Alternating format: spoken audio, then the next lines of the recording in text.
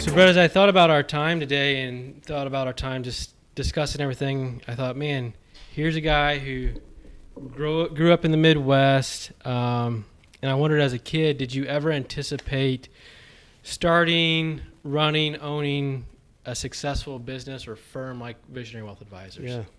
Well, I think, I obviously didn't know about Visionary Wealth Advisors, but I was thinking about, at a young age, I was thinking about entrepreneurship and running my own business and dreams and aspirations and all that. I grew up an only child in Mattoon, Illinois, as you know, and not too far from Vandalia. Yeah. And so, I think it's one of those things, you've probably heard me say it before, but, my parents would always challenge me to think differently about, drawing my dream house or doing something that allowed me to think a little bit differently. Because being an only child, you get bored a little faster because I didn't have a brother or sister to pick on on me, right? So always had the thought, my dad was a banker, my grandpa was a banker. I have some uncles that are business owners, farmers. So I saw this work, hard work ethic, all that kind of stuff. Yeah.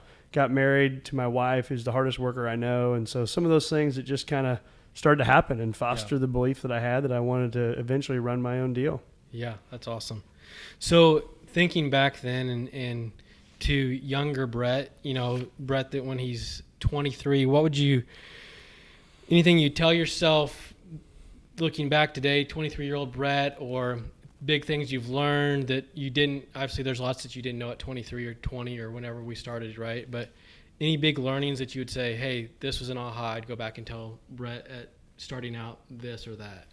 Yeah, that's a great question. And I would tell the 23-year-old Brett, so almost 20 years ago, just to stop worrying so much. Yeah. Things work out, right? And I think when you're young and you're trying to build a career and, in our world, build a client base and all the things that we put in our mind, these fears we put in our mind day in and day out, that, none of those things come true. And so what I found is if you show up every day and you work hard, even on days you don't want to work hard, those are the days that matter the most. And I think that when, again, just show up, great things happen, but just don't worry so stinking much. Yeah.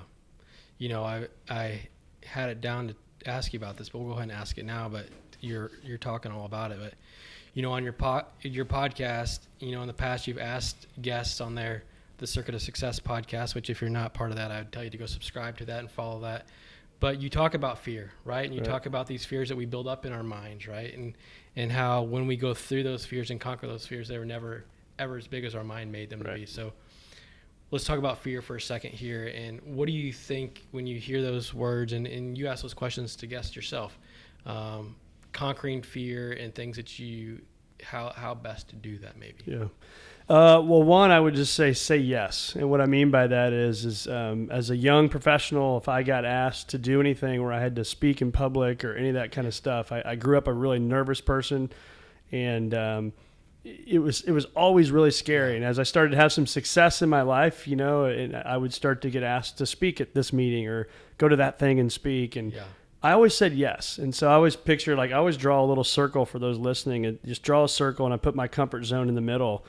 And if I always go to the edge of the comfort zone, I start to build this callus, right? Yeah. Like if you're playing a lot of golf, you have calluses on your hand, right? Yeah. And I think when you say no, it's like you go there and then your fear gets in the way and then you don't allow yourself to do it, right? You don't keep expanding. And so what I found was even the things that made me really, really nervous, I just said, yes, I'll just do it. And I'll figure it out, right? And I knew that I had a great support team, people like you around me and things like that. And we would just, make it happen, right? And I think that when you say no to a lot of things, that then again, you go right back to that comfort zone. And in my opinion, I think your comfort zone gets smaller the longer it takes you to bust out of your comfort zone.